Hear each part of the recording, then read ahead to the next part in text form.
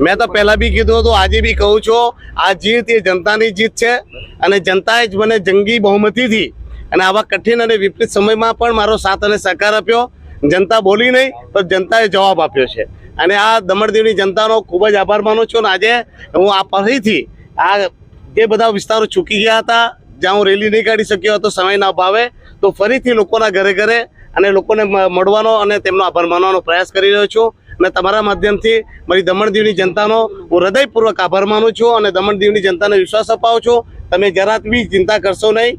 તમારો દીકરો, તમારો ભાઈ તમારા ઘરે ઘરે આવી રહ્યો છે અને ફરી એકવાર દિલ્હી જઈને પાછો આવીશ ત્યારે હું દરેક ગામોમાં તમારી સમસ્યા જાણવા માટે પણ આવી રહ્યો છું.